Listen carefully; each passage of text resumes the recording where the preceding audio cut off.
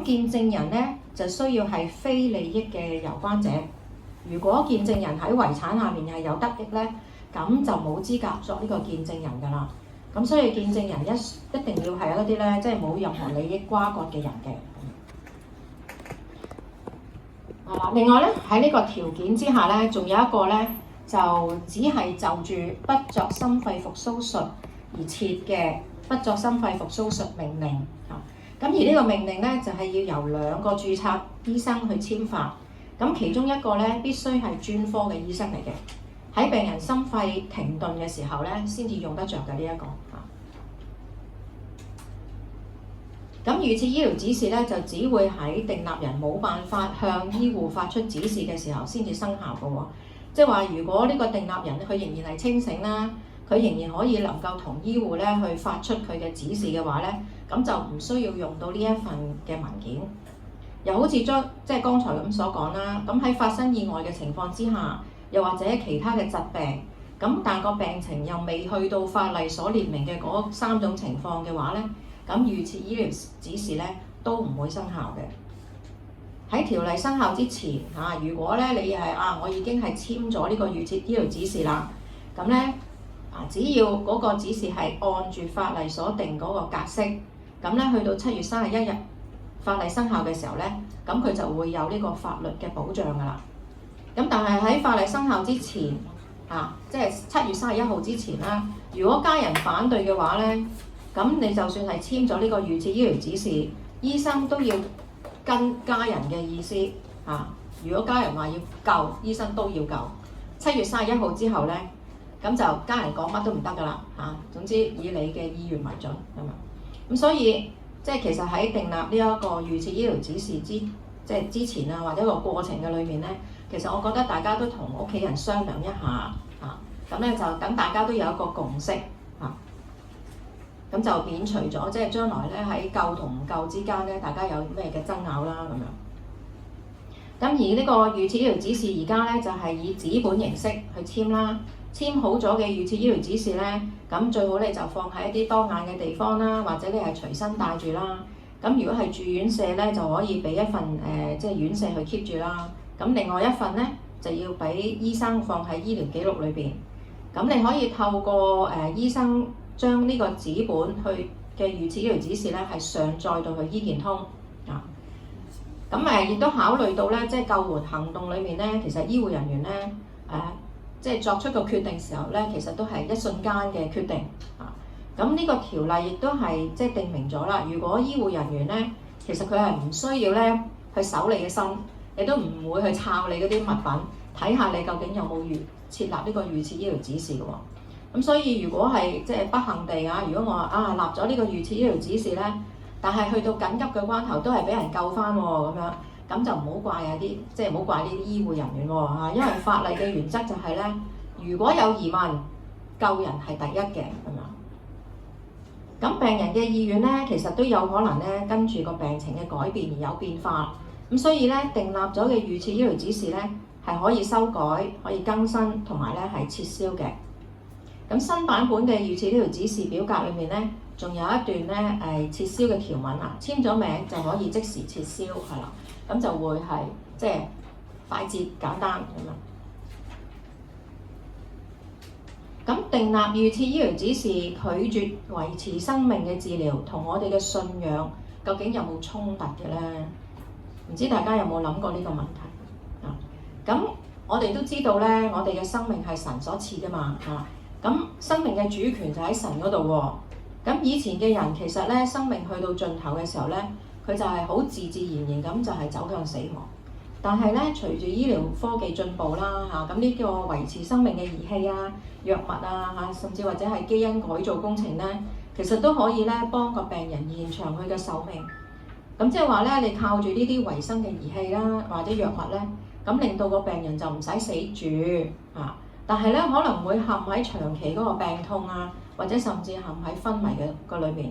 咁變咗佢其實咧即係冇生活質素可言㗎啦。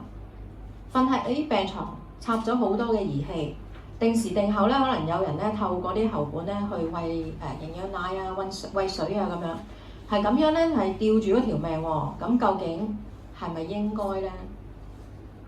如果係咁樣，究竟係咪神想我哋過嘅生活呢？拒絕接受呢啲維持生命嘅治療呢，其實唔係叫我哋放棄我哋嘅生命，亦都唔係咧話要用一啲嘅咩藥物啊，或者咩嘅方法咧嚟到去幫助或者係加速嗰個死亡。咁所以拒絕維持生命治療咧，就唔係等同於安樂死，佢只係咧令到晚期嘅病人可以咧免除晒一啲冇效嘅治療而帶嚟嗰個痛苦，等佢咧能夠係有尊嚴咁順其自然咁樣去步入死亡。好啦，嗱咁咧就住呢一個咧預設醫療指示嗰度咧，唔知大家有冇啲咩問題咧？如果有問題可以提問我啊。好啦，如果冇嘅話咧，咁我哋就繼續落去咯喎嚇。咁我哋就會睇下，係。我想問一問，聽到？我想問一問咧，如果我三個唔係我冇乜病痛，我哋可唔可以整預設醫療指示㗎？可以，嗱係啦，係可以，因為而家法例定咗啦嘛。咁咧其實你係可以咧，即係唔需要喺有任何即係咩病痛嘅時候。以前係需要咧，即係話例如我生命已經去到即係差唔多末期啦，或者係患咗啲長期病嘅時候咧，咁其實喺嗰個情況之下，你先可以同醫生傾定唔定立。咁但係而家法例規定，即係法例立咗咧，就係你唔需要等到嗰個情況之下，係啦。我而家冇病冇痛咧，但係咧我預計可能將來會有事咧，其實我都可以定立嘅咁樣。咁即係我冇癌症啊，我冇呢啲病，即係冇癌症啊，冇呢啲咁嘅問題，咁我都可以寫個醫療指示。但當我有事嗰陣時，好似突然間我暈咗，好似驚中風咁嘅，即係有問題，好似話個腦幹唔係腦幹，即係嗰啲爆血管咁樣，我就唔想救啦，咁我就可以定立。所以爆血管咧係咪嗰3種情況啊？即係要睇下係咪嗰3種情況。所以咧，你訂立預設醫療指示唔係話咧，我暈咗就唔救啦嚇，暈咗都睇下咩情況啊嘛，可能俾架車撞到咧，或者突然間俾人嚇暈咗咧，係咪？咁可能會救到噶嘛。但係所以話一定要係喺嗰3種，正話講嗰3種情況之下，醫生先至係唔救嘅。咁所以你話我而家去定係可以嘅，但係因為我而家係健健康康咧，咁醫生其實都冇辦法預計你會面對啲乜嘢嘅治療噶嘛嚇。咁所以咧有陣時可能就話，所以即係你定預設醫療指示，你係一定要同醫生講，經同醫生去商討。咁個過程裡面唔係話傾一次，可能會傾幾次嚇。咁咧然後咧，即係醫生會幫你釐清你嚟緊你可能要接受啲咩治療啦，或者會當中會有啲咩嘅帶嚟啲咩嘅辛苦啊，或者係應該點樣做啊咁樣咧。咁你要同醫生去了解咗。然後咧，你再去考慮究竟做抑或定唔定立呢個預設醫療指示。咁所以如果你要定立嘅話咧，其實都係要醫生簽名，另外再加一個同你即係冇任何利益關係嘅人做見證，即係2個見證人嘅。使唔使律師㗎？唔使，呢個唔使，呢個係醫生嘅。即係醫生診所就做到啦，即係。係嚇，而家要收錢嘅係咪啊？要㗎，要啦。嗱，但係咧據我所如果根據法例之下咧，就冇規定。以前咧，你係即係差唔多去到真係生命差唔多盡頭啦，即係末期啦嘅時候，醫生先會同你傾啦。跟住到時咧，就係可能都要即係老人科嘅醫生啦，或者係一啲係即係癌症科嘅醫生咧，先至可以簽咁樣嘅。咁但係咧，法例即係生效咗之後咧，普通科醫生都可以，家庭醫生都可以嚇。咁但係咧，究竟係咪咁多醫生做咧？我覺得似乎暫時而家未咯嚇。咁都有嘅，即係但係唔多。咁同埋因為佢唔係話咧同你講一次就得㗎，佢可能會約見你幾次，因為你傾完可能你要翻去再考慮。咁所以咧係個收費可能會有啲貴，有啲嚇咁樣。咁大約幾錢啊？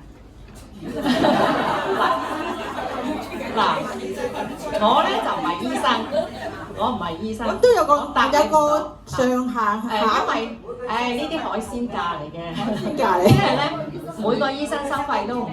咁如果喺律師樓做咧？呢個律師做唔到，做唔到㗎。律師係做唔到嘅，因為律師唔係醫生，律師唔知道，因為律師唔知道你嘅身體狀況，亦都唔熟咧，係即係嗰啲醫護嗰啲咁樣嘅詞彙啊，唔知道嗰啲咩情況啊嘛，所以一定要係醫生。但係你冇病冇痛，你話做得咁同個醫生講完都唔係咯。醫生會同你傾㗎啦嚇。佢會同你傾啦，你冇乜病痛，好似咁樣，好似我有心律不正，咁我覺得我想整，咁但係佢又覺得都唔係咁嚴重啫，咁你整嚟做咩咧？咁樣就變咗冇㗎嘞噃。嗱係啊，因為我試過有個朋友咧，佢就係揾一個即係家庭醫生咁啊，因為佢係做持久授權書，咁咪順便問埋，跟住嗰個醫生仲話：唉，你唔好咁負面啊，咁快諗死，唔好諗呢啲嘢咁，係啦，佢有錢佢都唔賺嚇。咁所以嗱，因為而家咧法例都係啱啱先至通，即係舊2024年先通過，11月嘅時候先通過嚇。咁所以咧到而家實質嚟講，法例都未執行嚇，所以咧就好多醫生都唔會做。咁我所知咧，我只不過係透過某一個網站咧，嗰個網站係即係會有幫人哋做晒咩平安紙啊，平安五寶啊，係啊，平安五寶嗰個你都知嚇。我聽過。係啦，咁佢其實咧，佢有一啲嘅醫生喺度，即係佢有一啲醫生嘅列表。咁我曾經試過去問過，咁因為當中嘅醫生有幾個係喺大學嘅，所以我冇得問啦。咁其中有一間咧就喺中環嘅診所，我有打個電話去問，佢話收5000蚊，5000蚊。咁嗱，但係咧，我唔知佢點樣簽法喎嚇，因為5000蚊，咁佢花幾多時間同你傾咧？係咪傾一次得咧？係逐次收費啊，抑或點咧？嗱，呢層我真係唔清楚，係啦。咁所以咧，我覺得咧就係唔係話而家係簽唔簽？我覺得係首先我知道有件咁嘅事嚇，咁如果係真係有需要嘅時候咧，咁我哋就考慮下係咪真係要即係去訂立呢一個預設醫療指示，就免除屋企人嗰個爭拗咯嚇。咁同埋我覺得最重要就係我哋訂立嘅時候之前咧嚇，其實都應該要同自己嘅仔女同自己嘅屋企人咧商討過，大家有一個共識嚇，就無謂去到咧即係真係夠與唔夠嘅時候咧，雖然你定咗我接受係唔夠咁樣，咁但係可能對屋企人對仔女嚟講，佢可能會覺得好傷心嚇，佢即係過渡唔到嚇咁樣咯，所以預先係同佢哋傾咗，大家有個共識，然後先去做，係啦。嗱喺而家嚟講咧，大家知道係預設啫，預設。咁呢個預設咧，你可以去到好後期先預設嘅，差唔多你入咗醫院，一棚醫生幫你睇完，你喺職場喺醫院裏面做都得嘅。咁但係當然醫生就會睇下你係咪清醒啊，屋企人同唔同意啊咁樣諸如此類啦。咁喺醫院裏面做嗰啲可能應該係唔使錢嘅。去到醫院裏面已經瞓喺病床嗰度嗰個時候係唔使錢嘅。你而家預設啊嘛，一早都未有耐你就預定啦，咁個醫生梗係會收你錢啦，係咪？可能仲要話傾3次咁樣嗱，咁呢個你自己諗，自己諗。咁呢啲嘢咧就係預防，但係又唔需要咁心急，唔好咁緊張。係啦，大概係咁。係啦，其實可能都係等嗰個法例真係執行咗，我哋再去留意究竟嗰個執行嘅情況係點樣。同埋咧，如果你係我有長期病患嘅，我咧即係定時定候都要去覆診嘅，咁你健康醫生咪順便問下佢咯，同埋我都想講，之前我媽咪咧入醫院咧，都唔需要我媽咪去同意嘅，啲仔女咧同意就可以嘅啦。醫生會幫你寫嗰個預設醫療個指示咧，係唔收錢嘅，即係譬如你屋企人咧，有人入咗醫院咧，佢會同啲仔女講，如果佢需要急救，需要即係要心肺復甦嗰啲，你會唔會急救啊？即係如果你兄弟姊妹咧商量咗咧，同醫生講咧，醫生會幫你寫張預設嗰個醫療嗰個夠唔夠嗰個係唔收錢嘅。而家即係係啦。嗱，仔女咧嘅意願咧好緊要，但係而家呢個法例咧係唔及得嗰個病人自己嘅意願。如果一棚仔女好想救，救啊救啊，一定要救啊咁樣。咁但係其實嗰個頭先嗰個短片就係呢個問題啦。最受苦嘅嗰就係瞓喺度嗰個，啲仔女話一定要救，一定要救，或者唔救。咁但係其實最主要咧就係嗰個瞓喺度，即係嗰個病人本身。呢個而家呢個醫療預設指示咧就係嗰個人自己做，嗰個病人或者個案佢自己做嗰個預設。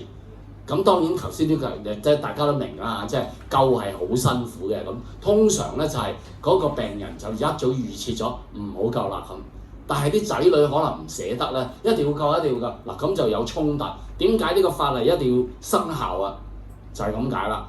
係如果個病人係咪阿興芳？如果個病人訂立咗唔救，就算啲仔女係都要話救，都唔會救。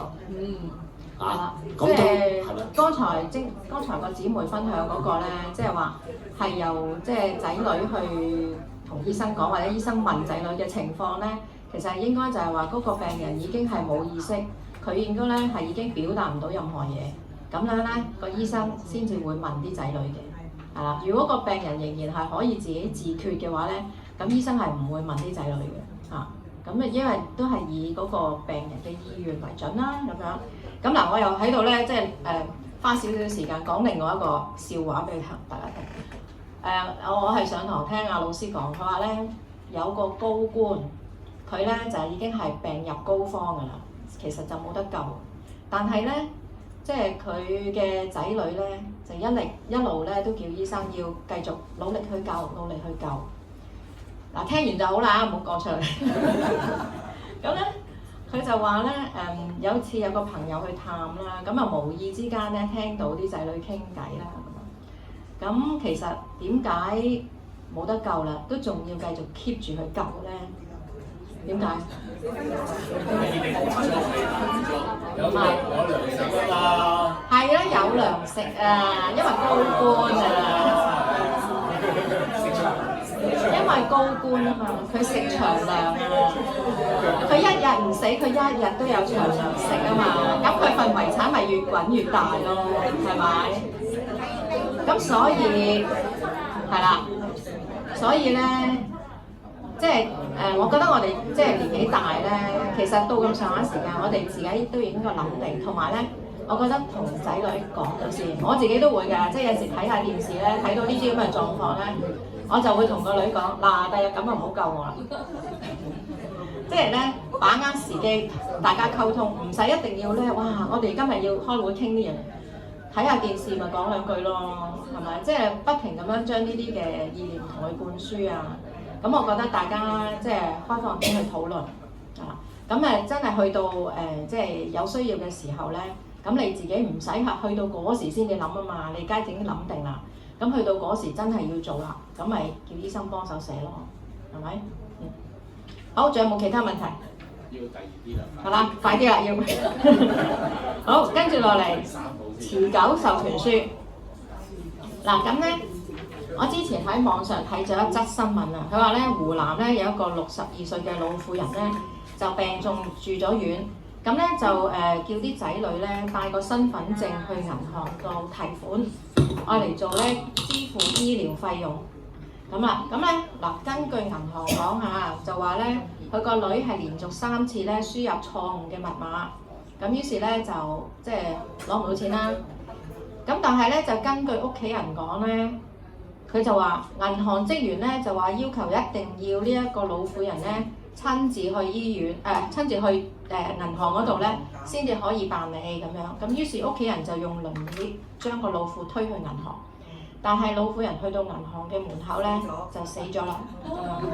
嗱，即係呢啲咁嘅情況啦，人在病床啦，錢就喺銀行啦，有錢又唔使得咧，即係幾唏噓咧嚇。咁又好似即係我公司咧，早幾年咧就係做一啲舊樓收購咧。咁其實好多即係話得舊樓，其實好多業主都已經上晒年紀啦嚇。咁你話如果業主咧係有腦退化，佢又唔能夠喺文件上面簽名喎，咁即係見財化水啦。咁點算咧？係咪？咁其實就唔係話冇辦法嘅嚇。咁就要去呢一個監護委員會去申請監護令但係個手續會好繁複嘅喎。咁咧除咗咧要填寫申請表之外啦，就要攞2份嘅醫療報告，跟住咧要經過會面啦，咁然後又要召開聆訊啦，咁樣係啦。咁嗱，第一次申請監護令咧，只係批1年嘅啫。咁如果你要續期嘅話咧，就唔可以超過3年。咁監護令之下咧，每個月可以動用嘅款項都係有限制嘅。每個月咧，亦都要將你嗰個收支帳目咧交翻俾社會福利署嘅社工嚟到去檢查。咁喺呢個監護令之下咧，監護人咧只能夠動用你銀行嘅存款或者係現金。如果你要攞你嗰啲強積金代你去處理保險物業股票投資呢啲咁樣嘅話咧，咁你就要另外向高等法院申請一個叫產業受託監管令，係咪好繁複咧？係嘛？係啦，咁咧如果我哋唔想成為高資產貧窮咧，唔想我哋嘅屋企人為咗申請呢啲監護令煩惱咧，咁我哋就要趁住自己咧頭腦仲清醒，有能力去處理我哋個人財務嘅時候咧，就要認真咁樣考慮下，係咪需要去訂立呢個持久授權書，去保障自己同埋屋企人。咁可能咧，你都會有個疑惑啦。喂，咁持久授權書同一般嘅授權書有冇咩分別嘅咧？咁我做份普通授權書得唔得咧？咁樣咁嗱，一般嘅授權書同持久授權書咧，冇錯，都係揾人咧代你去辦事嘅。但係一般嘅授權書咧，喺嗰個事情辦妥之後咧，就會失效㗎咯喎。咁除此之外咧，原來咧，當一個授權人咧，佢失去咗心智之後咧，就算事情未搞好都好啦，普通嘅授權書都會自動失效嘅。咁但係持久授權書嘅唔同咧，就係持久授權書嘅設立就係為咗要預備，當你一旦失去心智，即係例如你患咗腦退化或者係昏迷咁喺法律上我哋稱佢為失去咗精神行為能力。咁你嗰個受託人咧就可以繼續為你去辦事啦。咁所以持久授權書就係需要你係要喺清醒啦，你嘅思路要清晰嘅時候去訂立。咁當然啦，即係如果一個人死咗咧，無論係一般嘅授權書或者持久授權書咧，都會失效㗎啦。因為當一個人死咗咧，咁就會進入咗嗰個遺產承辦嘅程序啦。咁到時就係由遺囑發揮佢嘅功效嘅。咁持久授權書咧係一份法律嘅文件啦，有既定嘅格式嘅咁牽涉嘅人咧就係有立持久授權書嘅，我哋叫佢授權人啦。另外咧就接受委託授權嘅人啦，亦都係叫授權人嘅喎。咁為免即係混淆啦，咁我一陣間落嚟我會講，我叫嗰個咧接受委託嗰個，我叫佢做受託人啦因為唔係咧呢個有授權人，嗰個有授權人，大家好亂咁另外咧就照2位見證人。咁嗱，你就需要喺表格上面填上個人嘅資料啦。咁受託人咧一定要係成年人，冇破產，同埋咧精神上都要有行事能力嘅。咁你可以委託1位或者係多過1位嘅受託人。咁如果你多過1位嘅話咧，咁你就要決定究竟佢哋係共同行事，即係一齊做啦，又或者咧共同和個別行事咁嗱，如果共同行事嘅好處就係可以互相監督咁但係咧喺一個情況之下，如果任何一個受託人，假如佢破咗產或者佢死亡，咁呢份持久授權書喺法例上就會即時被撤銷㗎啦。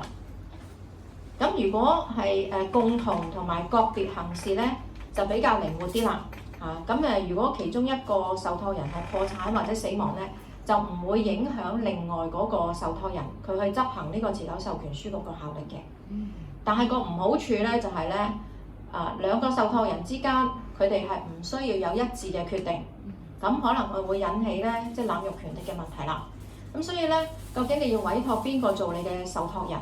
咁你真係要咧經過你自己細心嘅思考啦、觀察啦揾一個你自己絕對信任嘅人啦。咁所以你以後嘅日子究竟食得好唔好住得好唔好有冇俾人好好咁照顧或者你嘅錢有冇俾人好好咁樣運用咧靠晒呢個受託人㗎啦咁喺持久授權書嘅表格裏面咧，亦都已經列出咗常見嘅一啲權限俾你去選擇。咁如果你覺得呢個清單所列出嘅項目都唔夠嘅話，咁你都可以喺表格裏面咧係更加詳細咁樣去列出受託人有權代你去處理嘅資產同埋財務事項。咁但係咧又唔可以好籠統咁樣寫喎，即係你唔可以寫話全權代理啦咁樣，咁係唔得嘅，一定要咧係即係仔細啲嘅。咁亦都唔可以話即係全部留空晒佢完全唔俾指示。咁如果你係留空晒嘅話，咁呢個持久授權書亦都無效㗎啦。咁如果你話我擔心呢個受託人咧有太大嘅權力嘅話咧，你亦都可以喺表格裏面咧去附加一啲嘅限制嘅。例如話我精神仍然健康嘅時候咧，受託人就唔可以代理行事嘅。又或者你限制個受託人咧代理訂立合約嘅時候咧唔可以超出某一個金額咁樣。咁受託人咧有咁大嘅權力啦，代理去行事，咁但係佢都唔可以亂嚟嘅法例亦都有定明咗，受託人需要誠實啦，盡力去履行佢嘅責任，為你嘅財產嘅支出同埋收入咧，去備存一個妥當嘅帳目去記錄，亦都唔可以將佢嘅財產同你嘅財產混合嚟到處理嘅。咁另外，任何有利害關係嘅人咧，其實都有權去就住受託人嘅行為提出質詢，甚至咧要求法庭將呢一個受託人嚟到罷免嘅。填好晒資料之後咧，咁就要安排持久授權書嘅簽署啦。咁你係需要2個見證人嘅。咁一個咧就係註冊醫生啦，而另一個咧就叫律師啦。律師終於出場咁醫生嘅見證咧就係要確認你喺簽署持久授權書嘅時候咧，你個精神上係健全嘅，有能力決定你自己嘅事，亦都可以避免咧日後如果有人質疑你簽嘅時候你個精神狀態係點㗎咁樣即係避免咗呢個問題啦。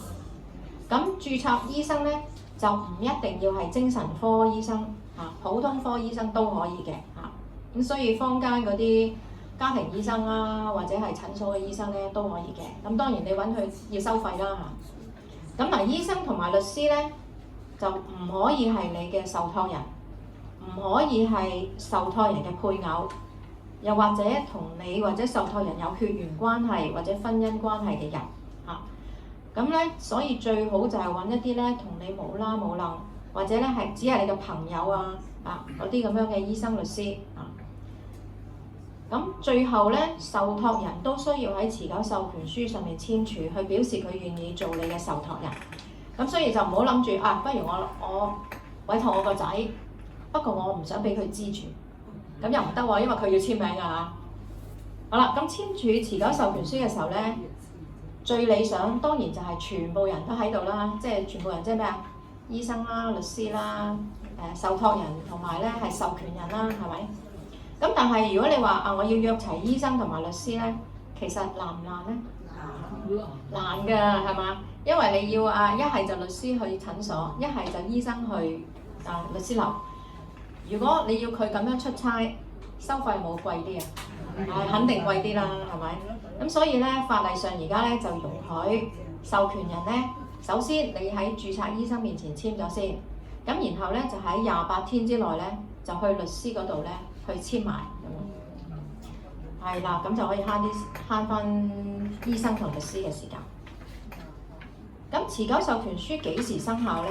其實都可以由你自己決定嘅喎，你可以選擇咧即時生效，或者咧係指定某個日期，又或者係某一啲特定嘅情況之下先生效。咁但係如果你係冇喺持久授權書上面指明生效嘅日期嘅話，咁通常就會以你簽嗰日作為生效嘅日期。簽好咗嘅持久授權書咧，就要進行最後嘅一個步驟先至可以嘅。咁咧就係要拎去高等法院申請註冊。咁你可以選擇咧由律師即時代理送去高等法院註冊。你亦都可以選擇咧，我暫時唔好註冊住，咁唔註冊就唔生效住啊嘛，係咪？我話等我咧真係咧失去精神行為能力嘅時候咧，就等我受託人先至拎去註冊啦咁樣。咁如果你擔心自己咧仲好人好者嘅時候咧，受託人喺你唔知情之下，將你嘅持久授權書交到去法院註冊咧，你都可以咧喺持久授權書裏面咧提名一個人作為被通知人。咁即係話，當呢個受託人向法庭申請註冊個持久授權書嘅時候咧，一定要通知咗嗰個人先。咁啦，咁樣咧，呢個被通知人咧就可以協助去監察受託人嘅行為。嗱，冇喺高等法院註冊嘅持久授權書係一份未生效嘅文件，咁受託人就係唔可以代理行事嘅。咁而持久授權書註冊咗之後咧，正本就會由法庭保管。咁律師或者係受託人咧，就要去向法庭申請一份叫做蓋印副本。咁受託人咧手持呢一份蓋印副本就可以幫你做嘢㗎啦。咁嗱，有啲銀行啊、機構啊或者係公司咧，喺受託人行使持久授權書嘅時候咧，可能會要求受託人或者係嗰個授權人即係就住個授權人佢個精神狀況係提供一啲醫生證明都唔定㗎嚇。亦都可能咧會要求咧要喺佢哋即係銀行啊或者嗰啲機構咧登記咗你嗰份持久授權書先用得。咁所以有啲人話：我簽咗喎，但係咧點解去銀行用唔到啊？可能銀行有佢其實即係都有少少嘅手續都要辦，可能你先喺佢度都要登記咗啊，或者佢要你出示醫生嘅證明啊咁樣嚇。好，持久授權書可唔可以取消咧？可唔可以啊？可以，梗可以啦。只要咧授權人喺精神上面你仍然係有行事能力，或者你已經康復咗啦，可以主動去撤銷呢個持久授權書。咁另外咧，就喺以下嘅情況之下都會被撤銷嘅，例如授權人死亡咗啦，受託人破產或者死亡啦，又或者受託人唔想再做呢個受託人啦，佢主動去向法院申請，同埋由法院確認。咁至於其他人啊，即係例如仔女親人啦，其實亦都可以透過法律嘅程序去挑戰呢個持久授權書。咁當然法庭咧就會根據嗰個證據去作出究竟係咪要推翻㗎。好，嗱，呢個持久授權書講到呢度啦，大家有冇問題咧？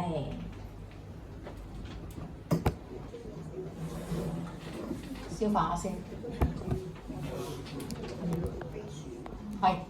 想請問你嘅授權書咧喺國內啲人士可唔可以喺香港應用咧？因為淨係香港先係可以派嗰一樣嘢。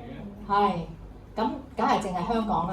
即係內地唔用得嘅嚇。內地唔用得嘅。係啦，內地唔用得，因為呢一份嘢係香港嘅法律文件嚟嘅，係啦。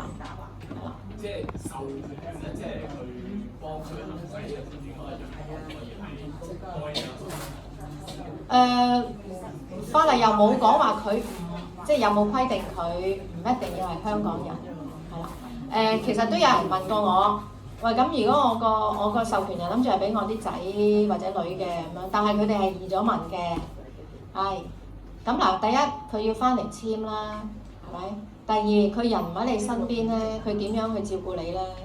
啊，因為呢份嘢係香港用啊嘛。啊，如果話到時佢帶咗你過去加拿大，去咗美國，咁去到嗰邊可能又唔用得噶咯喎，係嘛？咁一係就佢翻嚟照顧你啫，係咪？因為呢份持久授權書主要係咩啊？幫你處理你嘅財務啊嘛。咁你財務嘅意思係，例如我要係入老人院。咁每個月要俾嗰啲院費啊、其他嘅費用啊咁樣，咁係咪呢個授權？呢個受託人就要去處理噶嘛？啊，佢唔喺香港 ，OK， 你話我自動轉帳可以嘅，又或者如果係呢個嗰個即係例如收購咁樣啊，舊樓收購，咁係咪嗰個受託人一定要翻嚟香港簽名啊？係嘛？咁佢都要喺度先啊，所以你即係你揾呢個受託人咧。當然係，即係你自己仔女係好啦，但係佢究竟即係方唔方便成日咁樣飛嚟飛去喺香港咧照顧你？呢個可能你都要考慮咯。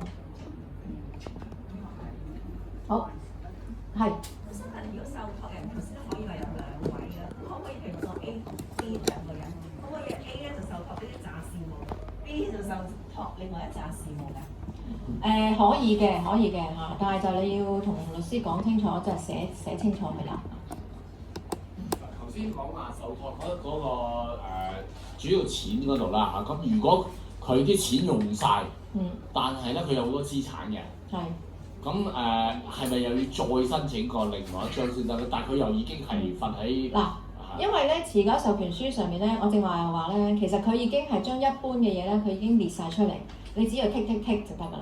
係啦，咁通常我都會同客人講，你剔晒佢啦，咁你就剔晒佢咯。咁佢係可以幫你去變賣資產啦，幫你係即係你嗰啲投資，佢可以幫你去變賣成為現金啦，咁樣係可以嘅。咁但係如果你話我點都好咧，唔可以賣我架樓，咁你咪冇剔嗰個即係變賣資產嗰項咯。係啦。咁如果你話我想係再仔細啲嘅可能再有一啲特別嘅要求嘅，你咪另外下邊仲可以有一行，你係可以填寫落去你限制或者係想佢做啲咩嘢。咁但係咧，通常嚟講咧就係、你立嘅時候咧，你已經係選晒你要嘅項目係啦。咁就通常入咗去法院嗰份就係以嗰份為準咯。就好少話聽有人話我要再做個第二份咯，即係通常唔會話分開兩份咁樣做嘅。好，仲有冇？係想問問因為譬如啲親戚都係有醫生律師咧，咁係唔係可以揾你哋做咧？即係唔係？即係嗱，你個親戚就要睇下點樣親法。如果係仔女啊，係即係新抱啊嗰啲咧，即係女婿啊呢啲咧，就唔可以做呢個見證人，唔可以做見證人唔係唔可以做你嘅授權人即係受託人你當然可以受託，即係委託佢哋是但一個啦。但係要見證你簽呢份嘢嘅咧，就唔係喎。你講緊持久授權書話嗱，持久授權書基本上即係如果你個即係正話我講嗰啲親人啦好親嘅，有血緣關係嘅，有姻親關係嘅，佢係醫生或者佢本身係律師，你就唔可以揾佢去做見證，因為可能同你嘅資產你嗰啲即係咩咧係有利益關係佢就唔可以見證，你就要另外揾第二啲人做見證，即係揾第二個醫生或者揾第二個律師做，就唔好諗住話我係諗住委託我個仔嘅，咁但係我新抱係醫生喎，我叫我新抱見證啦，咁樣係唔得嘅因為佢有利益關係。咁當堂兄弟嗰啲得唔得？堂兄弟咁要睇下你有冇分嘢俾佢啦，睇佢喺法例上佢有冇利益關係，係啦。所以通常我哋都係建議，不如你揾一啲同你冇拉冇楞嘅人咯，即係普通朋友嗰啲咁就 OK。係啊，我想問我乜嘢都冇立遺囑，咁淨係層樓同埋銀行啲錢同埋保險箱，咁我啲細路搞掂，咁 O 唔 OK 㗎？嗱，遺囑我哋一陣講嚇，遺囑一陣講。嗱，我而家講緊持久授權書先，係啦。咁持久授權書主要就係話咧，因為而家好多人咧容易患腦退化，係咪？係啦，腦退化。咁有一日我唔記得咗點樣簽名喎，或者我完全唔記得咗我啲嘢擺咗邊，因為大家好中意嘛。米缸又放啲枕頭又攝啲咁樣咁唔記得咗㗎嘛，係咪？即係如果患咗腦退化，又或者突然間有啲嘢即係長期昏迷嘅，或者長期瞓床嘅，我根本都行唔到，係嘛？咁你就唔好等到我到時先做。嗱，如果我患咗腦退化咧，你就要趁住我未嚴重嘅時候，醫生仲可以發到呢一個即係醫生紙證明你可以自己決定，就早啲去做啦。就唔好話等多幾年啦，因為咧如果腦退化呢樣嘢咧，即係個病情唔知㗎隨時可能真係會好嚴重。所以腦退化嗰啲就趁住初期嘅時候咧，早啲去做。我覺得早啲做咗咪 OK。好嗱，咁我哋咧留多少少時間俾平安紙啦。咁最後咧就平安紙。咁平安紙即係遺囑啦咁遺囑咧就係愛嚟處理你嘅遺產嘅咁剛才嗰個短劇裏面咧，個媽媽咧生前就冇立到平安紙喎。咁你認為佢嘅遺產其實會由邊個繼承咧？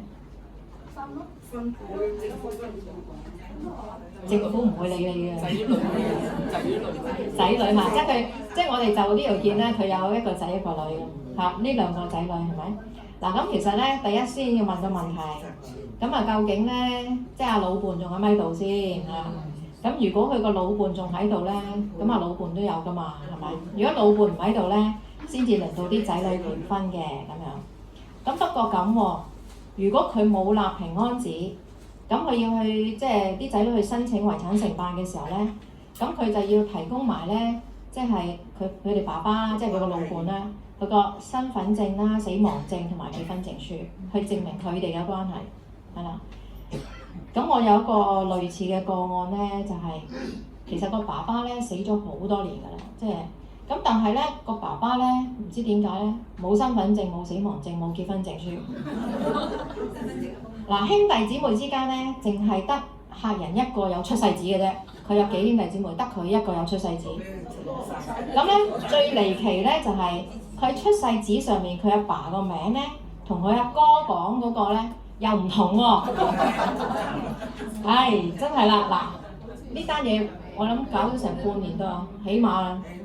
我到而家仲未搞掂，我唔知法庭點，因為法庭都問咗好多次，喂你點樣證明？跟住我哋問佢，不如你去影一影，你去拜山㗎嘛，我哋影個墓啦咁樣。係，我都試過有同事咧就係咧影嗰啲金塔，新年流流咧放完新年假翻去一開個電郵，哇咁多金塔，係真係。嗱咁佢去走，我叫佢去，你去影個墓碑啦咁樣，跟住影翻出嚟之後，第3個名。咁點咧？我都唔知點算啦。係啦，嗱，所以咧，嗱，如果媽媽生前立咗平安紙嘅話咧，其實就唔需要提供呢啲嘅文件啦。就簡單好多嘅。咁一陣間大家聽落去就知啦。嗱，香港有一條咧叫做無遺囑者遺產條例。如果你係冇立平安紙咧，就根據呢一個法例去分配你嘅遺產。咁嗱，如果係一個咧冇結婚啦，單身人士，咁佢嘅遺產由邊個繼承啊？單身。首先第一個要問下父母喺邊度先啊，要養父母噶嘛，係咪？咁所以首先咧睇下父母喺邊度先。嗱，父母喺度咧，就梗係父母去繼承啦。咁如果係父母已經唔喺度咧，就兄弟姊妹繼承嘅，都係平分嘅咁樣，係啦。單身人士，冇仔女，係啦。不過咧，如果佢有私生子係可以㗎，即係法例上係啦，法例上私生子都可以繼承㗎。係啦，有證明就得啦。咁好啦，如果係已婚人士有仔女，係啦，咁又點樣咧嚇？老婆一半，係嘛？嗱，其實係你就好慷慨啊！嗱，首先其實咧配偶咧先攞50萬先。如果你話我50萬都冇嘅咁樣，咁啊配偶攞晒咯，係咪？但係如果你話超過50萬，第一配偶攞50萬先，咁然後咧剩翻嗰啲咧再分一半就俾配偶。另外嗰一半先至俾仔女嘅，係啦，呢個就係冇立遺囑啊。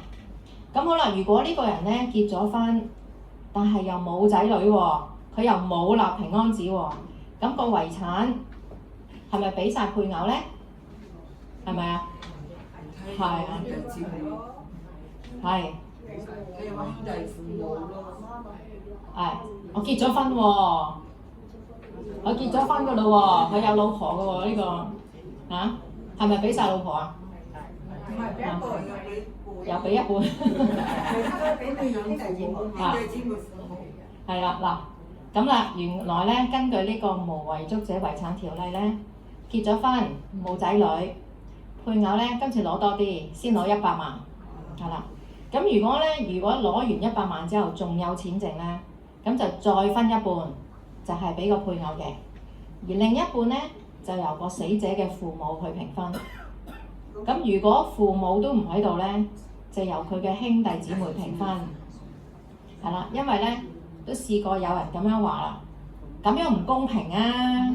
我兩公婆辛辛苦苦咁樣賺錢翻嚟，係咪？點解要同佢嗰啲兄弟姊妹分啊？係咪？咁有人咧就話咁我唔去申請啦，我唔要啊咁。乜都唔要，乜都唔要，直頭唔申請，個個都唔准攞。係啦，嗱，法例咧就係咁樣嚇，所以如果你冇立平安紙嘅話咧，咁嗰個遺產就係跟法例咁樣去分配嚇。咁所以咧，自己去衡量啦。我如果唔立遺產，唔立遺囑嘅話，咁我哋正話講啦。如果唔立遺囑嘅話咧，咁你要提供好多嘅證明文件㗎嚇，即係配偶咁喺度唔喺度父母啊、子女啊咁樣嚇。好嗱，咁咧又有人話喎嗱，如果死者剩低嘅遺產咧係得銀行好少嘅錢咋，其實咧冇乜其他資產，都冇得分㗎啦咁樣。不如咧用提款卡咁樣啦，撳晒佢出嚟啦嚇，剩翻1蚊2蚊啦，咁銀行扣到冇，佢咪自己會結束佢咯，得唔得㗎？係真係醒目嚇，係啦，唔可以㗎啊，因為根據法例咧，其實係禁止你擅自處理遺產嘅，呢個係一個刑事嘅罪行啊。咁嗱，但係咧有冇人告發你，有冇人執法咧，係另一回事啊。如果你想保障自己嘅至愛啦，唔想後人喺辦理遺產嘅時候咧遇到咁多嘅麻煩咧，咁其實就係預先訂立咗平安紙，即係遺囑就最好啦。嗱，咁訂立遺囑係咪一定要揾律師㗎？唔係，係咪啊？唔係，唔係嘅，係啦，自己做都得。咁但係咧都有既定嘅格式嘅，係啦。咁網上咧就有啲版本，大家可以參考。咁亦都係今日派俾大家嗰度，係啦。後邊咧就有 A、B、C 餐，大家可以參考嘅，係啦。A、B、C 餐，係啦。咁但係咧都要提一句啦，如果你話咧你個遺囑係比較複雜嘅話咧，咁我其實都建議你去揾專業嘅法律意見好啲，就免得咧寫得唔清唔楚咧，就影響到嗰個遺囑嘅執行。係啦，嗱咁咧立一份有效嘅遺囑咧，包括啲咩重要嘅元素咧？咁首先當然就係人啦，咁咧就有4個唔同嘅角色嘅，咁啊第一個就立遺囑人啦，咁當然係我立遺囑就梗係我自己啦，係咪？咁另外咧遺囑嘅執行人，仲有遺產繼承人，亦都即係嗰啲受益人啦。另外亦都要2個見證人嘅。嗱咁立遺囑人咧，你就需要填咗你自己嘅個人資料啊。嗱，如果你曾經改過名你改過名，但係咧可能你間樓仲係用緊你個舊名嘅喎，或者你有別名咁樣，去用呢啲嘅去持有其他嘅資產嘅話咧，咁其實建議咧你就喺遺囑上面咧寫埋你個舊名或者係別名。咁遺囑執行人咧就係按你自己嘅意思去委任一個你信得過嘅人作為執行人。咁執行人嘅工作就係話咧，當你去世之後，佢就要拎住你嘅遺囑去到遺產承辦處申請遺產承辦，攞到遺產承辦紙之後咧，就要根據你嘅遺囑嘅指示去分配嗰啲遺產俾受益人。咁遺囑執行人咧可以同時係你遺產嘅受益人，即係話例如我將嘢俾晒我個仔㗎啦，咁我就揾埋佢去做呢個執行人啦，係可以嘅嚇。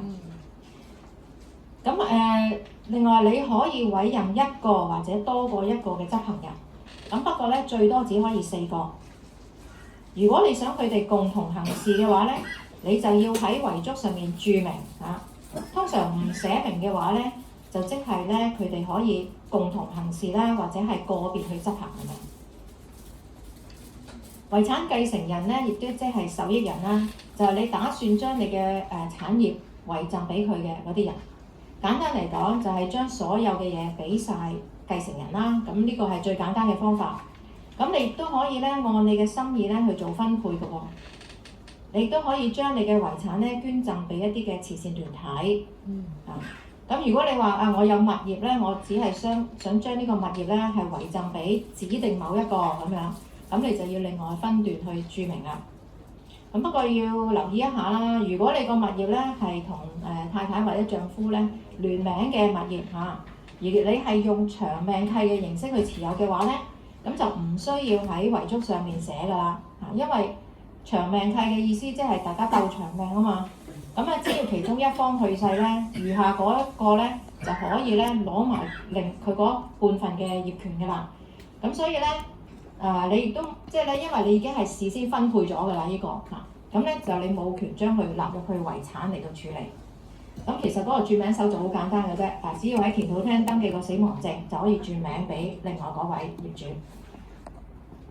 咁有啲人心目中咧就只係想將啲物業咧留俾指定嘅繼承人，咁其他嘅資產咧佢就話唔好咁煩啊，嗰啲嘢大家分咗佢算啦，唔好寫啦咁樣。咁其實就唔鼓勵咁樣做，因為咧當你要辦遺產承辦嘅時候咧，咁你個物業有遺囑咧，你就要跟有遺囑嗰個法例去即係申請遺產承辦。冇寫落遺囑嗰啲資產咧，就要跟無遺囑嗰個法例去申請遺產承辦。咁咪即係要將佢斬件兩邊一齊去申請，咁咪又花時間又花金錢咯，係咪？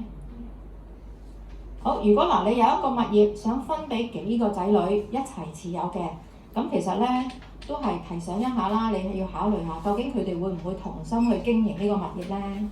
啊，到時可能咧有人就話要賣，有人就話我賴死都唔走㗎啦。咁可能就因為咁樣咧，搞到佢哋咧兄弟姊妹之間有爭執啊，可能甚至咧反目成仇喎咁樣。所以咧點樣去分配咧，真係要諗清楚嚇。咁亦都有人咧就話將遺產咧分俾家族裏面每一個人嘅。不過咧我家族咧太多人啦咁樣，咁咧我咧就即係又驚咧寫錯佢哋個名啦，我唔想咧逐個去問佢哋個身份證上面個名點寫，我又驚寫錯名啦，又或者我驚咧係叫律師咧寫咁多嘢咧會收費好貴㗎咁樣，咁所以咧佢就話咁啦，我就喺遺囑裏面咧簡簡單單咁去交代，將所有嘅遺產寫晒俾執行人，咁然後咧另外再揾張紙自己列出家族裏面每一個人，每人咧分到幾多份㗎嘛，咁啊等呢個執行人咧到時幫佢分啦咁樣，嗱。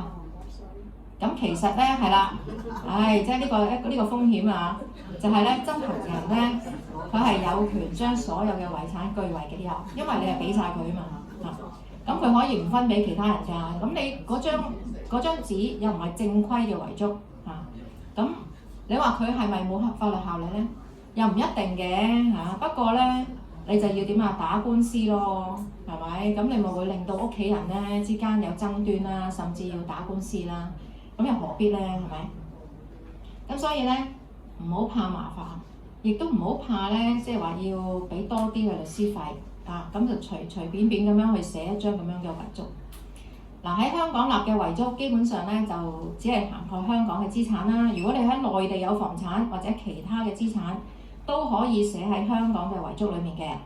咁但係如果你話我嘅資產其實全部都喺國內嘅喎，或者喺外國嘅，其實我香港都冇嘢㗎啦咁樣。咁咧就建議你都係喺翻相關嘅國家去立遺囑好啦。咁最後咧就係要2個見證人。咁呢2個見證人咧可以係律師或者係親友，但係咧就唔可以係繼承人或者佢個配偶啦，即係有利益關係啊嘛。咁例如啦，你將所有嘅資產留俾你個仔。咁你就唔可以揾你嘅新抱咧去做嗰個見證人啦，有利益關係。咁遺囑裡面嘅執行人同埋見證人咧，一定要係成年人士啦。咁喺遺囑上面咧，仲有要提啦，所有嘅名同埋身份證號碼都要寫得正確。咁咧特別提下大家留意下你自己嘅身份證上面有冇呢啲名字喎。因為咧。電腦字咧同我哋日常手寫嘅字咧有時係唔同嘅，咁好似個蘭字咧，我見過有一個蘭字咧，通常咧係個簡字㗎嘛中間，但係咧我見過身份證上有個係東字㗎咁另外就好似嗰個興字啦咁左邊係做個某啦，右邊係做個直㗎喎有啲人個身份證上面係用右邊嗰個嘅興字。咁好似例如嗰個拍字啦，上面有畫冇畫啦，個零字係一點因為一動啦都有影響㗎，真係好煩。個黃字究竟穿頭唔穿頭個旁字有點冇點好似呢個號字又係啦，穿唔穿嘅咧？呢個鋭字啦，係向入撇因為向外撇爭少少，法庭都會問，跟住你要解釋啦你要解釋啦。咁點樣解釋啊？人都死咗啦，唔通你叫佢翻生咩？係咪？所以咧，跟清楚你自己嘅身份證點樣寫就點樣寫。中英文係啦，最好寫埋中英文係啦。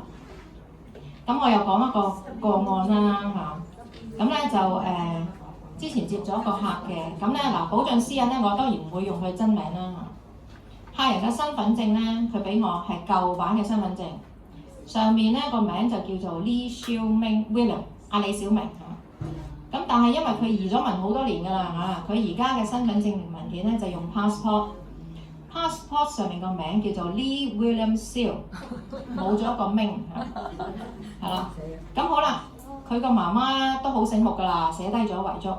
媽媽嗰個遺囑上面寫佢個名叫咩咧？Bill SME 嗱 ，SM 咧都講得通，係小明嘅簡寫，但係阿 William 同阿 Bill 係咪兩個完全唔同嘅名啊？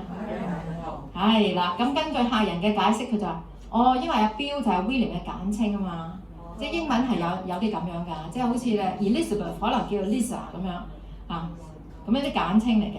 咁其實喺外國係好平常嘅喎，但係咧就冇文件證明，冇文件去證明阿 William 真係梗係阿 Bill。咁好啦，咁法庭就會問啦：你點樣去證明佢係同一個人咧？你冇文件證明啊！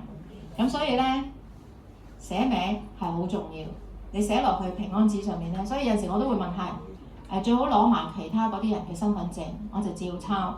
咁有啲話我唔想俾佢知，咁嗱唔想俾佢知就會有咁嘅情況啦。啊，可能就係唔清唔楚，寫缺唔寫缺，又或者寫錯字啊。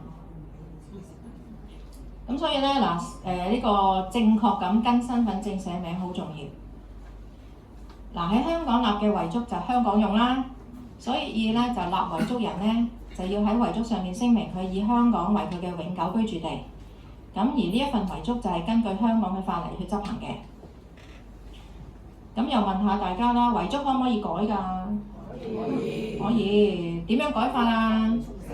喺上面查咗佢啦，得唔得啊？查咗佢寫啦，唔得㗎啊！嗱，因為遺囑係一份法律嘅文件，寫錯字唔可以就咁畫咗佢，唔可以用擦膠擦，唔可以用白油油，係啦。咁咧，以前打字咧，好大個 Olympic 嗰啲咁嘅打字機咧，哇！真係慘喎，打 Will， 即係打嗰啲平安字，一錯換過第二張紙咧，再打過。有陣時咧好緊張㗎嘛，打到最後嗰個字，哎呀又錯。又要重新再打過啦咁，而家有電腦好啲啦，真係電腦可以改好多次。咁所以咧，如果係錯咗，或者你係要想改嘅話咧，你要重新再寫過啊，同埋或者係用電腦整好晒之後先編出嚟咯嚇。今日立嘅遺囑過咗一段日子，如果你個心意有改變咧，係可以重新再立一份新嘅遺囑嘅。咁嗱，每次修改遺囑咧，就會將之前所訂立過嘅遺囑咧，全部係取消㗎啦。以最後嗰份為準。仲有啦，遺囑簽好咗之後咧，最好就唔好摺啦，唔好打窿啦，唔好令到佢損毀啦嚇。咁亦都唔好將你嘅遺囑亂咁放啦，或者係收得太埋，人哋揾唔到啦嚇。咁嗱，有人咧就建議咧，不如放喺保險箱啦。咁我自己個人就覺得咧唔係咁好嚇，因為咧要開保險箱就要去民政事務處去申請。咁咧就要聯同民政事務處嘅職員啦，加埋銀行嘅職員啦，同埋呢個執行人咧，3個人先至可以開箱。如果你揾律師，就即係要連埋律師嘅職員啦嚇，咁即係一齊約埋先至可以去開箱。咁開箱之後咧係做咩咧？係點算個保險箱入邊有啲乜嘢啫喎？就唔可以咧點算完之後點啊？封翻佢就唔可以再開㗎啦。咁如果我將平安紙放咗喺入邊嘅。咁好啦，咁你就再去民政事務處申請，得到佢授權咧，先至可以咧喺個保險箱度攞翻你個遺囑出嚟去辦事，係啦。所以咧，我自己個人唔好建議放喺保險箱，咁樣會阻礙咗你即係辦遺產嘅嗰個時間啦，同埋增添咗遺囑執行人嘅麻煩。咁同埋啦，遺囑咧就最好同你一啲重要嘅文件放埋一齊。咁咧就要，同埋咧就最好俾執行人知道你大約放喺邊啦嚇。咁如果可以咧，就最好將你嘅資產咧就列一個清單出嚟咧，因為我都唔知你有幾多錢係擺喺邊間銀行，你有冇啲咩投資啊嗰啲唔知噶嘛，係嘛？最清楚係你自己啦。咁所以咧，自己用個清單列出嚟，就好似我俾大家嗰一沓裏面咧，第一張就係個清單，你即係可以方便大家可以寫出嚟嘅。咁咧就呢份清單咧，你就可以同嗰個遺囑放埋一齊，方便你後人咧去辦事咁但係要記住喎，千祈唔好喺你嘅遺囑上面去寫你有啲乜，因為咧遺囑上面咧你畫花咗污糟咗咧，法庭都會問要解釋，咁咧到時都唔知去揾邊個解釋所以就唔好喺遺囑上面寫嘢。咁係啦，咁而家好多人咧中意上去內地買樓啊，大灣區啲樓好平啊，係嘛？如果你內地有房產或者其他資產咧，最好就為你嘅屋企人預備埋咧你父母嘅資料，佢哋嘅薪卒年入。睇先，你過咗係啦，資產過咗係啦，就為你父母係啦，預備埋父母嘅資料啦、薪卒年啊、死亡證啊，同埋你自己出世紙、結婚證書等等各樣嘅文件。因為根據內地嘅繼承法，除咗要列出死者嘅配偶同埋子女嘅資料之外咧，仲要提供埋死者父母嘅資料同埋關係證明文件，即係咧佢要查你3代啊。好啦，咁啊，關於訂立遺囑咧，要留意嘅咧，大致就係咁樣啦。嗱，《傳道書》2章18至19節，不如我哋大家一齊讀下啦。啊，預備起。我恨一切的勞碌，就是我在陰之下的勞碌，因為我得來的必留給我以後的人。那人是智慧，是愚昧，誰能知道？他竟要管理我勞碌所得的，就是我在日光之下用智慧所得的，這也是虛空。係啦，傳統觀念咧，我哋要點啊？福蔭後人啊嘛，係咪？所以大部分人咧，即係佢都係一心一意咧，就係想將自己嘅產業留晒俾自己嘅後人啦，等佢哋生活上面有一種嘅保障咁樣。但係咧，冇人知道自己嘅後人咧會點樣去管理或者點樣運用你嘅遺產㗎嘛，係咪？嗱，財富如果能夠留俾一啲孝子賢孫咧，當然係好啦嚇。但係如果留咗俾敗家仔嘅話咧，咁就唔值得啦。其實有陣時物質太豐富咧，可能會害咗佢哋添啊嚇。咁路加福音裏面咧，其實都記載咗主耶穌講一個比喻，佢咧講到一個無知嘅財主，佢話咧神卻要對佢講咧，無知嘅人啊，今夜必要你嘅靈魂，你所預備嘅要歸誰咧？凡為自己積財在神面前卻不富足嘅，都係咁樣。咁無知嘅財主咧，為今生肉體嘅享受勞苦思慮啊，咁咧就諗住咧為死前咧做晒各樣嘅準備，但係咧佢就疏忽咗，佢死後就會兩手空空咁樣進入陰間。佢呢個悲慘嘅結局，唔係因為佢嘅財富啊，係因為佢對神無知啊。佢以為咧所有一切都係佢自己經營翻嚟，豈不知真正嘅財富來源咧，其實係出於厚賜一切嘅神。財主咧只係知道咧預備身外物，但係就唔知道咧喺神面前咧，其實要預備自己嘅靈魂喎。耶穌喺登山寶訓都教導我哋啦，唔好為自己咧積攢財寶在地上嘛，只要積攢財寶在天上，因為你嘅錢財寶喺邊，你嘅心都喺邊。咁你係咪願意將地上嘅財寶轉化為天上嘅財寶咧？當你考慮要訂立平安紙嘅時候，你會唔會考慮喺你嘅資產裏面撥一部分去奉獻俾教會，為神嘅國度、神嘅事工作最後一次嘅奉獻呢？咁呢個咧係我俾大家嘅一個挑戰。好，咁咧就平安紙去到呢度啦。我預計大家可能都好多問題，係有冇嘢想問咧？即係頭先你講啊，嗰個即係呢個女仔咧冇結婚啊，咁如果佢同佢即係阿爸或者阿媽個遺囑都有，即係佢可以寫俾佢，佢可以寫俾佢，但係萬一同一個時間兩個唔喺度，咁點樣處理咧？即係嗰個算改嗰個老個大家算係改個後生個過落去大家。係啦，嗱，無論有冇寫遺囑都好啦嚇，即係基本上如果兩個人同時去世，因為而家好多時候咩一齊成家去旅行啦。假如真係咁好彩啊，飛機失事，成家都唔喺度，咁樣咧就係年紀大嘅就算係走先，年紀細嘅算係走後，係啦。咁所以咧嗰啲遺產就係咁樣去推算，係啦。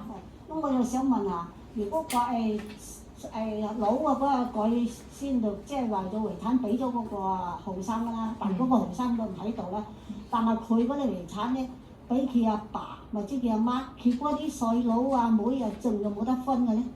如果佢寫低咗平安紙嘅話咧，咁如果係父母，即係佢寫咗俾父母，佢寫即係佢意思寫咗是但父母一方，冇寫另一個父母，但係其中佢同佢有交易嗰個父親或者母親同佢一齊唔喺度。係啦，嗱，咁正如如果嗰個咧，佢係冇遺囑話俾佢㗎，咁點分？嗱，即係如果佢立咗遺囑，遺囑裏面可能都係寫翻俾父或者母咁樣啦。咁但係兩個可能同時去世啦，咁咧呢個後生仔嚇，咁佢嗰個遺囑咧就變咗冇繼承人啊嘛，冇繼承人就跟冇遺囑嘅法例去執行咯，咁就可以係由佢嘅兄弟姊妹咯。如果父母都唔喺度，就兄弟姊妹。但係其實仲有一個父母喺度，即係佢咁咪就父或者母。即係父親攞晒㗎咯喎，即係母親攞晒㗎咯。唔係一齊死咯。係啦，即係如果仲有一個即係如果阿媽仲喺度。咁咪就阿媽嘅一個，即係全部俾晒你一個，即係嗰啲細佬啊妹啊都冇得攞。冇。立咗遺囑佢冇啦，冇。即係全部係咪俾埋邊一個咁咪？係啦，先照顧咗父母先，係啦。我想請問下，我想請問下咧，譬如有層樓啦嚇，咁即係長命契嘅，咁有個伴侶死咗，咁啊應該直接俾另一個伴侶係咪？咁但係如果佢離開嗰個伴侶欠咗銀行錢，咁嗰層樓需唔需要賣咗嚟分翻俾個銀行？嗱，如果係長命契，其中一方過身嘅話咧，咁我就話要攞佢嘅死亡證去田土廳登記，咁就會自動轉咗俾另外嗰個啦。咁你銀行嗰度，例如話我仲供緊嘅，咁咪繼續供咯，係咪？但係如果欠債，點樣欠債法咧？即係如果佢私下借咗銀行錢，咁你就要咧想辦法幫佢還晒佢啲冇錢就冇辦法要賣樓咯，係嘛？有咁嘅可能㗎，係啊，係有咁嘅可能，因為嗰個係屬於佢嘅遺產，即係咧嗱，遺產唔係淨係處理你嘅遺產嘅。當我哋去辦遺產承辦嘅時候咧，我哋都要列出埋佢究竟有冇啲欠債。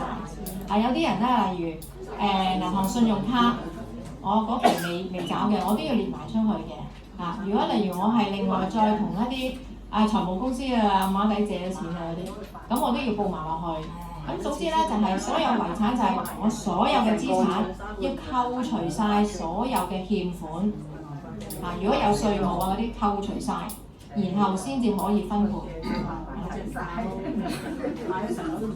我想問下咧，如果我同我老公都唔喺度啦，咁樣嗰個資產就留俾個仔啦，但係我唔寫遺囑得唔得啊？咁一定係俾佢㗎啦。係啦，但係嗰個問題就好似我講嗰個 case 咁咯。咩 case 啊？邊個？阿爸死咗，冇身份證、冇死亡證、冇結婚證。有嘅。你抄定晒出嚟啊！即係咧，佢要攞翻晒呢啲嘅資料，但係咧，因為點解咧？佢阿爸死咗，可能落嚟香港開埠初期已經唔喺度啦。你諗下到而家幾多年？佢而家先嚟辦佢阿媽嘅喎，佢阿媽仲要死咗10幾年，喺而家先嚟辦。咁你諗下嗰啲可能咧就話：哎呀冇用啦，咁多年啦，抌鬼晒啦，身份證、死亡證乜都抌晒。咁我乜嘢都冇辦法幫佢查咯。即係你話你有個死亡證，我都仲可以幫你去查。冇身份證我又查唔到，冇死亡證點查咧？乜都查唔到咁所以。係啦，所以就話如果你真係諗住我乜都唔寫㗎啦，還是跟法例做啦咁咧就最好你就係要諗清楚，預備定晒所有嘅文件。OK， 係啦。我仲想問咧，如果兩夫婦冇仔女，咁樣一方面死，即係一個好似一個女人死咗啦，剩翻個老公，個老公可以攞到100萬啦。咁樣嗰個。如果佢多過100萬就分俾佢個父母，如果唔係就分俾啲嘅大兄姊妹啦，一半。但係你話100萬嘛，即係分一半俾。一半先攞一半，餘下再斬件攞一半。係個配偶嘅，即係配偶咧，除咗攞100萬，另外再有剩嗰度再攞一半，即係多啲嘅。再攞一半，再留翻俾然後再剩翻嗰一半，就俾個父母。先至俾父母。但係如果佢得100萬，就全部都係個配偶㗎啦。係啊。OK，唔該。我想請問，如果真係咁唔好彩，一家人即係爸爸媽媽同埋一對仲係 single 嘅仔女，4個去旅行，真係一次搭飛機過晒，咁會點樣咧？嗰個遺產嗱，法例其實咧都有成抽嘅名單嘅嚇，即係話除咗呢啲之外咧，咁即係又根據法例啲規限咧，因為我冇列出嚟啦，因為太繁複，咁可能咧就會再睇下死者咧其他嘅有冇兄弟姊妹啦。再冇嘅可能叔伯兄弟啦嚇，跟住或者係表兄弟姊妹啦嚇，嗰啲咩阿姨啊嗰啲係啦，叔侄啊阿姨啊嗰啲啦，或者再下嗰啲表兄弟姊妹啦咁樣，即係總應該會有啲人係可以去繼承嘅，不過就係要你跟翻法例慢慢逐層去揾咯。表兄弟姊妹係嗰個爸爸媽媽就唔係話，因為就唔係啲仔女，即係啲仔女可能20幾歲，但係仍然single，就唔係跟啲仔女嘅表兄弟姊妹。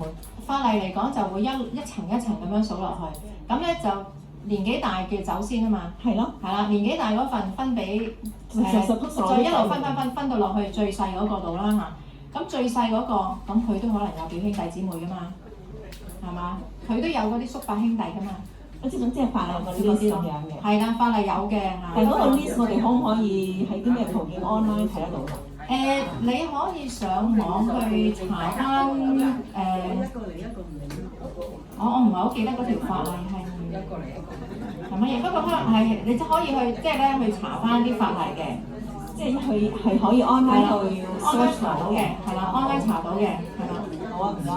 嗱，我諗咧，我哋關於呢個遺產咧好多嘢嘅，因為你每一個人都係一個獨立嘅故事，所以咧我哋可以永遠都問唔完啊嚇。咁淨係問你自己最切身同埋咧，你最想知道同你有關嘅，你問完就有用啊嘛，你明唔明啊？你問完都冇用啦，咁問下啲你有用嘅嘢。嗱，譬如咧，我知道有啲弟兄姊妹就話：喂，我嘅遺產我個資產咧其實唔多嘅喎，好簡單嘅啫喎。咁但係又唔想走去揾律師喎。咁頭先其實都有講過咧，訂立一啲遺囑其實都唔複雜，唔一定要去揾律師嘅。咁其實係會唔會我哋自己都可以做，同埋有冇啲咩要注意嘅地方咧？係啦，即係我正話俾咗嗰幾份啦嚇，有 A、B、C 餐啦，你可以咧去參考，跟住佢嗰個格式係啦嚟到去填啦。咁就但係咧就要揾2個見證人係啦，2個見證人我都話啦，一定要係同呢一個遺囑上面冇任何利益關係嘅人嚇咁樣咯。你可以揾啲係啦，揾啲團友啊嚇，揾牧師見證唔係執行嚇，唔係執行嗱，執行你可以揾埋受益人做都得嘅，我即係話我俾晒個仔咁樣，我咪揾佢執行啦，最方便係咪？因為俾佢啊嘛，咁佢係咪要做啲嘢啊？係咪？咁你咪去做咯，你做咗咪係你嘅咯，咁樣係嘛？你可以揾埋個受益人去做。我想問一個，即係譬如失蹤咁啊點咧？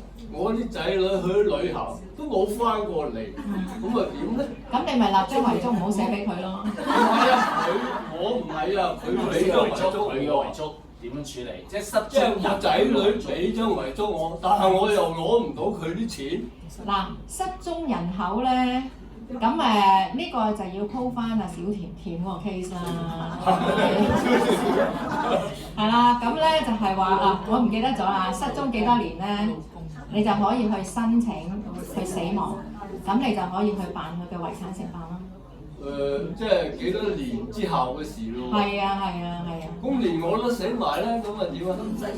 咁你後人就冇話承受啊？咁冇人做就冇㗎啦。係咪？冇人做就冇㗎啦。即係要好多年之後先至可以。唔係使唔使去登記話佢失咗蹤？唔係即係你10幾年之後咧？即係話你如果係真係要去繼承佢嘅遺產咧，你諗住咁樣咧，你首先要等嗰個時間滿足咗，跟住可能亦都要去咧，即係根據法例嘅規定啦，你可能要去登報啊。去尋人啊咁樣，可能即係我第一根據法例嘅規定去做各樣嘅手續，做咗啦都係冇任何反應，你先可以去申請由法庭去宣告佢死亡啊嘛，你先可以攞到個死亡證啊嘛，攞到死亡證你先可以做嘢啊嘛。咁如果你話我到時可能我都死咗啦，咁仲有邊個知道咧？冇人知，冇人知咪冇人辦咯，係嘛？冇人辦咁咪即係啲嘢冇咯。益咗政府嚇，係咯。係啦。好啊。我想請問咧，嗱，假設兩公婆有個女，咁但係假設先生走先，但係咧佢係國內咧有私生女，咁樣我想知喺香港嘅資產，呢位私生女有冇機會分到錢呢？有，只要係有文件證明就得㗎。即係話係國內嘅無論喺邊度出生，只要係佢嘅私生仔女都有。所以咧點解我哋話要立平安紙咁緊要咧？我立平安紙，就算佢係我個仔，我都可以唔俾佢，得唔得？但係如果我冇立平安紙，任何私生子10個8個走嚟排隊都可以攞，明唔明啊？所以點解我哋要喺生前咧係有智慧地立一張平安紙？嗱，咁立咗平安紙之後，有個執行人，個執行人咧就哪怕係10個嚟想攞咧都冇用啦，係根據平安紙定嘅內容嚟到去做分配，所以執行人咧都係好緊要。係啊，係啦，好緊要嘅執行人好緊要，但係執行人係可以佢同時係一個受益人，咁佢梗係會好努力去賺打到實啦，你明唔明啊？我係執行人，嗱你冇分俾你就係冇，有就有，冇就冇咁。如果你世人點係執行人？咩話？你走先嗰個。咁就冇咗執行人啦，好小心啊要，嗱，咪改個遺囑咯。係啦，執行人如果係先過你過身，當然你就另外再寫過揾個第個啦，係咪？見證人咧？見證人冇關係嘅嚇，見證人冇關係嚇，最緊要就係執行人同埋受益人。如果其中有任何呢啲過咗身咧，你不如我建議你都係寫過一份會好啲，係啦。咁同埋執行人咧就係當然要揾你自己係信得過嘅人啦嚇。我想話，如果你係俾個仔嘅咁咪寫埋佢做執行咯，咁佢一定要做啲嘢先可以收錢噶嘛，係咪？唔好翹埋手人哋分俾佢。咁同埋就好似我正話講個 case 咁。你寫個執行人咁樣，其實個執行人都可以好大權力嘅喎。我係都唔賣樓啊，我係都唔分啊，得唔得啊？得，我分啲利息俾你每個月，得唔得啊？得。所以執行人都好重要㗎嚇，都要揾一個你自己信得過，同埋你要知道佢要知道你死咗喎嘛。咪如果你揾一個3唔識7嘅咧去做執行人咯，咁佢都唔知你究竟幾時死啊？喺咪度？邊個通知佢啊？係嘛？我想問下香港係咪要交遺產稅啊？取消咗啦已經。即係唔需要交遺產稅。唔需要交遺產稅。香港係最好。而家係取消咗。好啦，嗱咁咧，我諗大家咧，即係其實都好多問題嘅，不過咧，俾我講埋少少啊。咁因為今日講嘅資訊咧，聽完咗，可能大家都會混亂嚇，因為3寶啊嘛。咁究竟咧幾時用平安紙啊？幾時用持久授權書同埋幾時用醫療指示咧？咁啊，簡單做一個總結先。係啦，當我哋咧失去，即係身體開始出毛病啊，咁咧去到一個地步，我哋咧即係失去精神行為能力，冇能力再處理自己財務嘅時候咧，咁咧就係嗰個持久授權書就會發揮佢嘅作用。咁如果當即係身體情況再發展落去，當我哋咧係越嚟越差，去到生命倒數嘅時候咧，就會輪到呢個預設醫療指示啦。咁最後咧生命結束，咁就會輪到平安紙嘅出場，就去處理我哋嘅遺產。咁3份文件咧，其實都需要2個見證人簽名嘅。咁但係見證人要求都有唔同啦，例如持久授權書就一定要係一個註冊醫生同一個律師。咁而預設醫療指示嘅見證人咧，其中一個一定要係註冊西醫。平安紙就唔一定要由律師見證嘅啊。咁啊，但係要揾啲咧就係冇任何關係嘅、冇任何利益嘅人做見證。嗱，平安3寶咧就只係生前身後事規劃嘅其中一部分。咁咧，你為自己同埋為後人咧安頓咗好你自己肉身同埋物質嘅嘢，咁心靈嘅平安咧就要靠我哋嘅主，我哋嘅神啦。因為咧，佢係嗰個咧賜平安嘅神。特別咧喺耶穌離世之前咧，佢都同門徒講啦：我留下平安給你們，我將我嘅平安賜俾你哋，我所賜嘅唔似世人所賜嘅。你哋心裏唔使憂愁，亦都唔需要膽怯。咁但願咧，我哋喺面對一生老病死嘅時候咧，都能夠咧係捉緊神所賜俾我哋嘅平安，就唔需要憂愁，唔需要膽怯。咁咧，願主祝福大家。有問題可以留低再繼續問。我哋真係請求報告，我哋好講得好好啊，係咪啊？我哋再俾啲熱烈掌聲佢，真係老遠嚟到我當中。我哋有少少嘅心意啊，牧師可以幫我。係啊，少少心意係啊。我俾咗佢啦。呢個唔係我阿興芳嘅媽媽出埋嚟啊！興芳媽媽嚟㗎，帶埋阿媽媽嚟。係啊，嚟。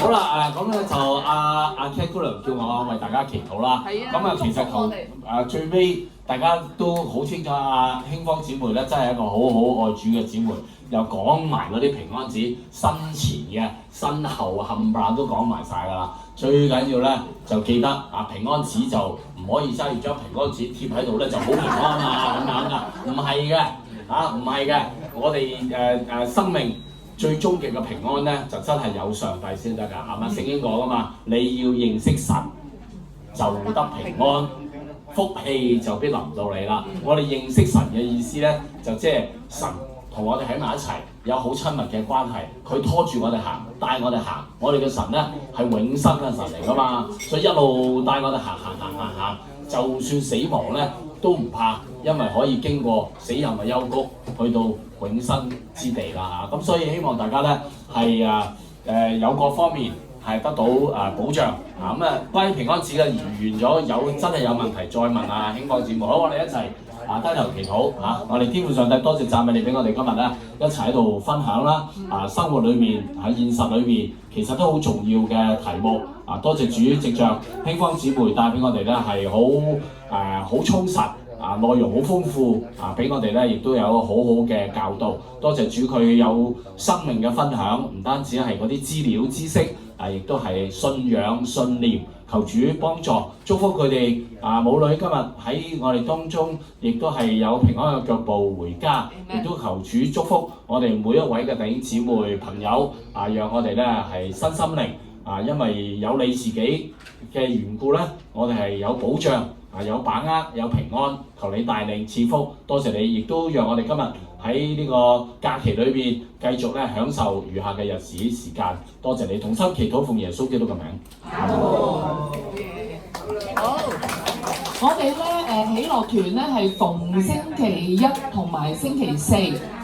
星期一就係10點，星期四咧就係9點9。咁歡迎大家嚟到參加，我哋有唔同嘅每一季都有唔同嘅活動啊，有去下旅行有平時就多數都係唱下頭先風粵曲啊，聽下聖經啊咁樣俾大家認識下，所以歡迎大家繼續參加，好唔好啊？到時見，好，拜拜。有問題可以繼續問姊妹。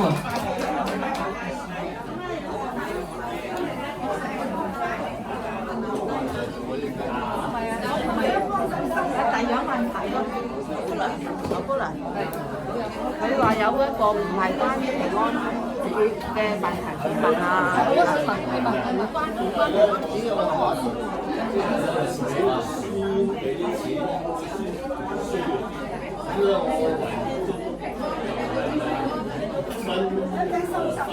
要啊！